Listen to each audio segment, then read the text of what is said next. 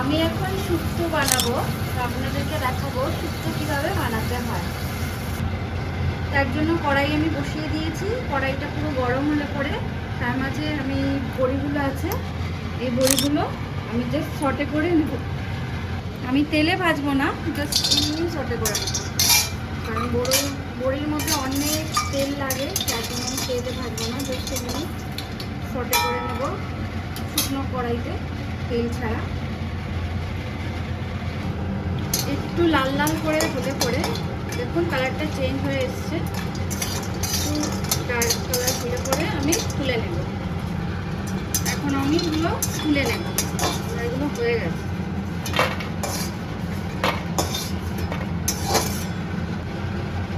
এখন কড়াইতে সামান্য তেল দিয়ে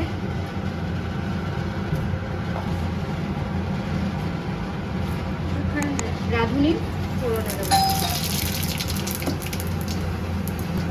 সামান্য একটু সর্ষে, একটা তেজপাতা দেবো, আদা, গ্রেটেড আদা, তারপরে লাউগুলো কুচিয়ে সেদ্ধ করা আছে ওইগুলো ঢেলে দেবো।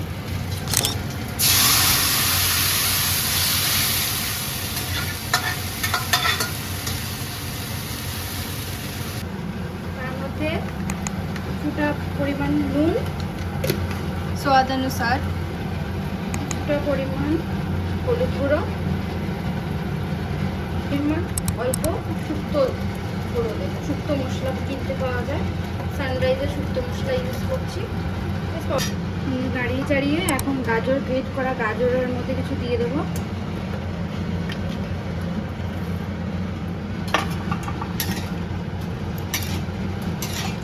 একটু বাড়িয়ে দিলাম, সামান্য একটু চিনি দেবো। এখন এটাকে নাড়িয়ে চাড়িয়ে পুরো ফ্লেমটা বাড়িয়ে হতে দেবো। এটা এখন হতে থাকো, যতক্ষণ না আমার ঝোলটা শুকিয়ে আসবে ততক্ষণ এটা হতে দেবো। এখন এটাকে একটু ঢেকে দেবো, কত সময়, আঁচটা 5 মিনিটের মতো ঢেকে রাখবো। 5 মিনিটের মতো হয়ে গেছে, এখন আমি এটা উঠিয়ে দেবো, দেখবো কী অবস্থায় আছে।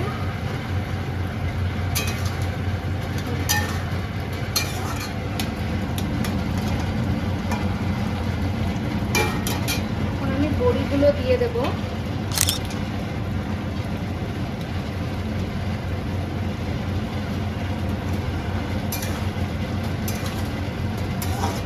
যেহেতু আমি বড়িগুলো তেল দিয়ে ভাজিনি, এর জন্য আমি বড়িগুলো একটু আগেই দিলাম, যাতে ভেতরটা একটু সেদ্ধ হয়ে যায়, শুক্তোর পুরো ফ্লেভারটা বড়ির মধ্যে ঢুকে যায়। এখন আমি আর ঢাকবো না, এমনিতেই রেখে দেবো, একটু আঁচটা কমিয়ে দেবো। শেষে নামানোর সময় আরেকটু শুক্তো মশলা দিয়ে দেবো,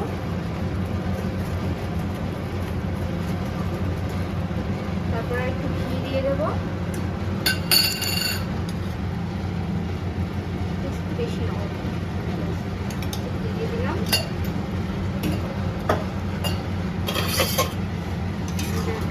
নাড়িয়ে দেবো। এই সময় আপনি আপনারা নুন মিষ্টি সব চেক করে নেবেন, যে যেরকম খান সেই হিসাবে দিয়ে দেবেন। আমি তো দেখে নিয়েছি, আমার সব পারফেক্ট আছে। দিলে আমার শুক্তো মোটামুটি রেডি। এটা গরমকালে এটা খেয়ে দেখবেন, গরম ভাতের সাথে বেশ ভালোই লাগে খেতে। এই যে আমার এখন শুক্তো পুরো রেডি। আমি একটু ঝোল ঝোল রেখেছি, কারণ আমার মেয়ে ঝোল খেতে ভালোবাসে, একটু এর জন্য গ্রেভি মতনই করেছি। একদম সিম্পল, একদম ঘরোয়া পদ্ধতি, এখানে কোনো কিছু একেবারে মশলা বেশি নেই, একদম সিম্পলভাবে এই শুক্তোটা করা। আপনারা খেয়ে দেখবেন, আপনাদেরও খুব ভালো লাগবে। Thank you. Thank you.